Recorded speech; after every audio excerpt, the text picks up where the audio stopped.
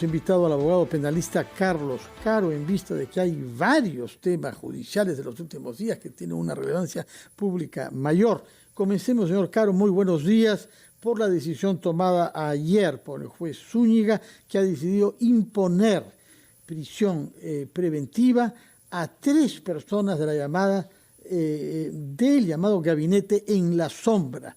Explíquenos, por favor, con qué argumentos el juez Zúñiga ha tomado esta decisión.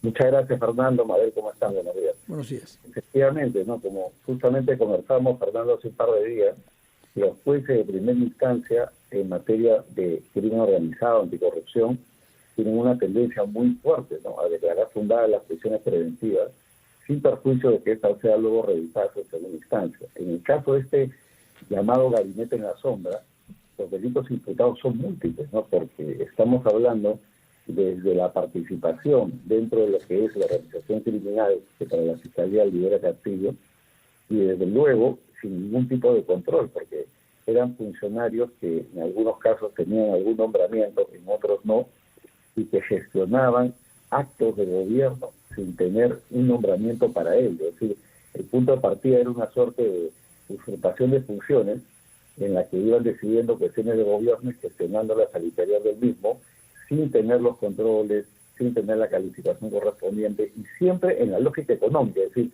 obtener un beneficio económico a raíz de lo que suele suceder en el ámbito del Estado, que es la contratación pública. Ese es el punto de partida de la Fiscalía.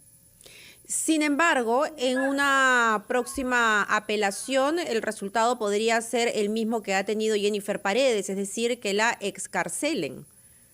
¿La decisión que se ha tomado en el caso de Jennifer Paredes puede sentar un precedente? Desde luego que sí, consideremos que en ese caso en concreto la decisión no ha sido unánime, no ha habido, digamos, una suerte de absolución a favor de Jennifer Paredes, sino simplemente la indicación de que pese a las pruebas de cargo, no hay peligro de fuga, tiene arraigo familiar, arraigo personal, y por lo tanto, digamos, no existe la probabilidad de que se fugue a juicio de los 2 magistrados que votaron en su favor. En el caso del gabinete en la sombra, como se le suele llamar, la situación no necesariamente es igual. Sin embargo, el caso de Jennifer puede marcar un precedente, pero recordemos de que ella no era funcionaria pública. Varios de los señores que están imputados por este caso del gabinete en la sombra sí tenían la condición de funcionario público, y eso, desde el punto de vista de los tribunales, suele ser una razón de mayor gravedad y de mayor, digamos, precisión para efecto de entender de que hay un peligro procesal, porque si están hallados, si conocen o tienen información respecto al presidente, la presunción es que el llamado o la llamada organización criminal va a hacer lo necesario para evitar impunidad o incluso favorecer su fuga, como varios ya han declarado hasta este momento. Señor Caro, y mientras más necesitamos unidad y eficiencia en el sistema judicial, más estamos viendo que hay fricciones, en este caso patentes, entre el Poder Judicial y la Fiscalía. El día de ayer, como usted sabe, la presidenta Elvia Barrios ha denunciado una voluntad de intimidación de la parte de algún funcionario, dijo, del Ministerio Público. Quizás se refería, como muchos lo han interpretado, a Rafael Vela, quien concedió una entrevista el día domingo, en el que pidió que se inhibiera el juez San Martín en casos que tienen que ver con el lavado de activos, tal y como había hecho durante cierto tiempo. En la argumentación del señor Vela se alude a varias causas, entre las cuales una que tiene que ver con usted, que habría sido acreditado como abogado de César San Martín en alguna causa, y al mismo tiempo un abogado de una empresa Enagas vinculado al gasoducto del sur. Explíquenos, por favor, si los argumentos del señor Vela tienen fundamento. Sí, Fernando, muchísimas gracias por la pregunta, porque me da la oportunidad de aclarar este asunto. Yo he sido abogado del doctor San Martín en un caso que tuvo ante la Junta Nacional de Justicia. Yo lo conozco al doctor San Martín hace bastantes años, que fue mi jefe cuando yo trabajaba en el estudio del doctor Josué Sánchez Moreno y el doctor Luis Vargas Valdivia. Sin embargo, yo no tengo ningún caso en trámite ante la Corte Suprema vinculada a este caso. El caso que está a nivel de la Corte Suprema es el del señor Ollantumala, la señora Nadine Heredia. Yo no soy abogado, ni he sido abogado de ellos. Y el otro caso que está a nivel de la Corte Suprema que tiene relación con el caso del gasoducto surperuano, que es un caso vinculado a los abogados del estudio de Mackenzie, el doctor Danós y la doctora Ana Sofía Reina, y los abogados de ese caso son el doctor José Sánchez Moreno, el doctor Luis García Valdivia. Yo no soy abogado de ellos, no tengo ninguna incidencia en ese nivel, de manera que a mi entender la mención a mi persona es absolutamente gratuita. Es totalmente falso que usted haya defendido la defensa de Keiko Fujimori. ¿Perdone? Es totalmente falso que usted haya defendido en algún momento la defensa de Keiko Fujimori. O sea, yo soy abogado, he sido abogado del doctor San Martín Castro, en el caso de la Junta Nacional de Justicia. Sí. Yo soy abogado de la empresa Enagas Internacional, Sí. pero la empresa Enagas Internacional no tiene ningún caso a nivel de la Corte Suprema. El caso está a nivel recién de la Fiscalía, del Ministerio Público, y no hay ninguna incidencia a nivel de la Corte Suprema que tenga que ver con la empresa Enagas. Sí, doctor Caro, pero la pregunta es si usted ha participado en algún momento de la defensa de Keiko Fujimori. No, de Keiko Fujimori tampoco, absolutamente nunca he tenido ninguna participación en su defensa. ¿Cómo se puede explicar que el juez San Martín haya considerado razonable inhibirse durante un cierto tiempo y de pronto ahora decide tomar parte en decisiones como la que se va a tomar el 2 de noviembre, que puede ser decisiva sobre los casos más importantes de Lava Jato?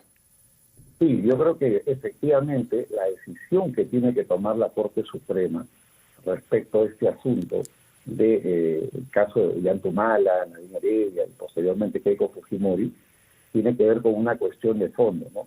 Si es que los aportes de campaña recibidos de la forma en que se han recibido tienen alguna condición de delictividad, es decir, si califican como caso de lavado de activos. Entiendo las dudas que plantea la Fiscalía respecto de la parcialidad o imparcialidad del doctor San Martín, pero eso es algo que se tiene que ventilar a través de los mecanismos que existen, que es la recusación y inhibición. Y entiendo que para ello la solución de este tipo de incidencias no le corresponde al juez San Martín, le corresponde a los demás tribunales, a los demás miembros de los tribunales. Es decir, él no participa en la decisión de si se queda o se va respecto de este caso. Entonces, en verdad, más allá de lo que el doctor San Martín decida hacer, la decisión sobre su inhibición o su recusación la toman los demás jueces, no la toma él directamente. Y es ahí donde yo creo que se debe de producir la argumentación que tiene la Fiscalía. Y todo esto sucede en a pocos días de que la Junta Nacional de Justicia deba tomar una decisión sobre la ratificación o no de jueces supremos que están concernidos justamente. ¿Tiene razón la señora Elvia Barrios de afirmar que se ha querido ejercer intimidación y presión sobre el Poder Judicial? Es una acusación grave, como usted comprende. Nos lo contesta, por favor, después de una breve pausa. Hoy estamos conversando con el abogado penalista Carlos Caro, que intenta darnos claridad sobre las fricciones que hay en el mundo judicial en el Perú en vísperas de decisiones importantes. Vamos al fondo del tema, señor Caro, su opinión. ¿Ha existido o no lavado de activos en los casos a los que he hecho referencia, es decir, el de Ollantumala y el de Keiko Fujimori? Desde mi punto de vista, es un tema que tiene puntos dudosos por lo siguiente, ¿no? Y no es algo nuevo, yo lo vengo diciendo desde hace varios años en diferentes columnas y entrevistas. ¿Por qué? Porque yo creo que la prueba central que se va a dar en el juicio oral, ojo, no es que no tenga que haber juicio oral, la prueba central tiene que darse en torno a lo que es el origen ilícito del dinero. Acá no se trata simplemente de decir viene de la caja 2, la caja de coimas, son cuestiones de adjetivos.